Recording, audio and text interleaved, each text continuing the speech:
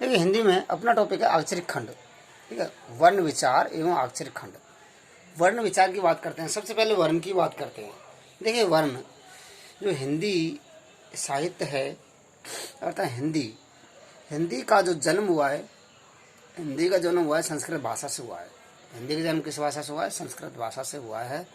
अर्थात संस्कृत भाषा एक ऐसी भाषा है जिन्होंने अनेक भाषाओं को जन्म दिया है।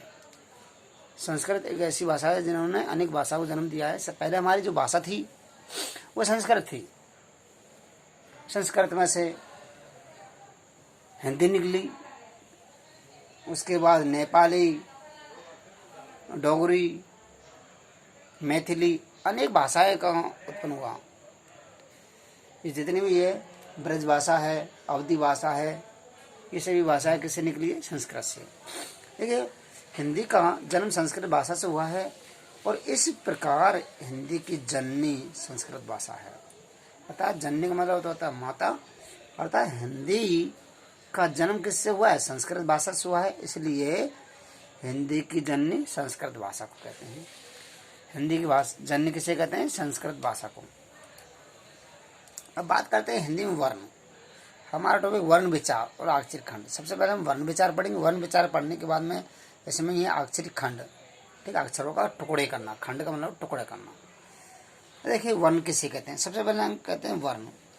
हिंदी में लिखित भाषा की वह छोटी से छोटी इकाई कह लिए या ध्वनि, मूल ध्वनि कह लिए। हिंदी में लिखित भाषा की वह छोटी से छोटी इकाई या मूल ध्वनि जिसके टुकड़े नहीं होते उसे वर्ण या अक्षर कहते हैं। परिभाषा देखिए, हिंदी में लिखित भाषा की वह छोटी से छोटी इकाई या मूल ध्वनि जिसके टुकड़े नहीं होते उसे वर्ण या अक्षर कहते हैं। सिंपल परिभाषा में हम कह सकते हैं हिंदी वर्णमाला की वह छोटी से छोटी इकाई जिसके हम टुकड़े नहीं कर सकते उसे क्या कहते हैं? उसे वर्ण कहते हैं। ये अन्य परिभाषा होगी। ठीक है, तो हमें ये परिभाषा याद करनी है और याद करने के साथ साथ हमें कॉपी पर रिटर्न लिखनी भी है, क्योंकि ये जैसे ही आपकी स्कूल खुलेंगी तब ये पूरा जो व्याकरण का टॉपिक है सब चेक किए जाएंगे। ठीक है, अच्छा ये तो होगी वर्ण। अब आता है नेक्स्ट वर्णमाला। क्या है? वर्णमाला। वर्णों का जो समूह है उस समूह को क्या कहते हैं? वर्णमाला कहते हैं।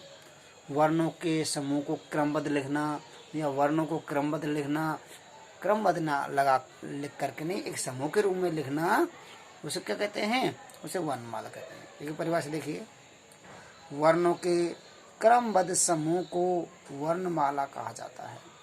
वर्णों के क्रमबद्ध समूह को वर्णमाला कहा जाता है। वर्णमाला में वर्णों की संख्या 44 होती है। देखिए हमारे वर्णमाला में 11 स्वर होते हैं, 33 व्यंजन होते हैं, 44 टोटल। वर्णमाला में वर्णों की संख्या कितनी होती है? 44। यदि पूछ जाए हिंदी वर्णमाला में कुल वर्णों की संख्या कितनी होती है, कुल जो शब्द दे दिए जाए तो 49। कितनी होगी? 49। पूछ लिया है हिंदी वर्णमाला में कुल वर्णों की संख्या 49 होती है। ठीक है, कुल वर्ण से पूछे तो 49।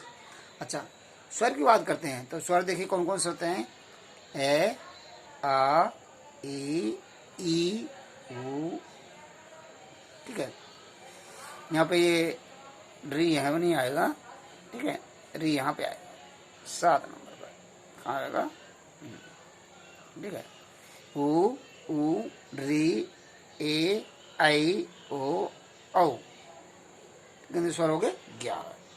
पुनः देखिए एक बार, ए, आ, ई, ऊ, री, ए, आई, ओ, औ। अच्छा ये तो और स्वर कितने होते हैं? 11। व्यंजनों की संख्या होती है 33। कैसे और है तक।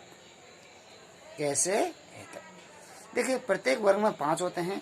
क वर्ग में 5, छ वर्ग में 5, ट वर्ग में 5, त वर्ग में 5, प वर्ग में 5। ठीक है, 5 हम 25 तो ये हो गए। उसके बाद में 4 होते हैं ये, रे, ले, वे। ठीक है, 4 होते हैं से, है। तो 4 4 8, 8 और 25 33, व्यंजन के तो होते 33। ठीक है। अच्छा, 11 स्वर 33 व्यंजन, कितने वर्ण हो गए टोटल, यानी कि वर्णों की संख्या कितनी हो गई 44। अच्छा, अयोग वर्णों की संख्या होते 2। अयोग वर्ण कितने होते हैं 2।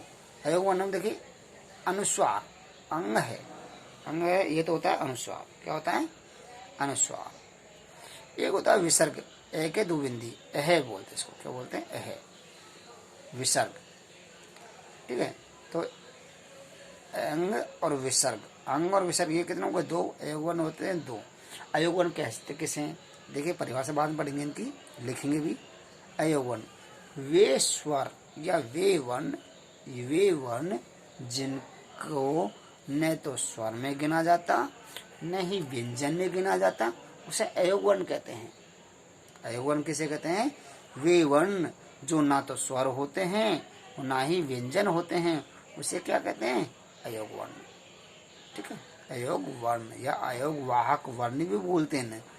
अयोग वर्ण को अयोग वाहक वर्ण भी बोलते हैं। बात एक है, अयोग वर्ण कह लीजिए अयोग, जिसमें किसी में ही इसका योग नहीं है, न तो इस स्वर में योग है और न ही इनका व्यंजन में योग है। अच्छा, नेक्स्ट देखिए, अगला है हमारा संयुक्त वर्ण। संयुक्त वर्ण होते हैं 3, 6 3 ज्ञा। क्या होते हैं 6 3 ज्ञा। देखिए 6 बनता है क, पूरा क और आधा षटकोण वाला से, पूरा के और षटकोण वाला से 6 बनता है। त्रय बनता है पूरा तय और आधा रय से मिलकर त्रय बनता है, पूरा तय और आधा रय से मिलकर तय बनता है। गे जय पूरा और आधा नय से मिलकर बनता है गे। ठीक है। तो इस प्रकार संयुक्त वर्णों की संख्या कितनी होती है 3, क 6 3 ज्ञा। ठीक है, इस प्रकार।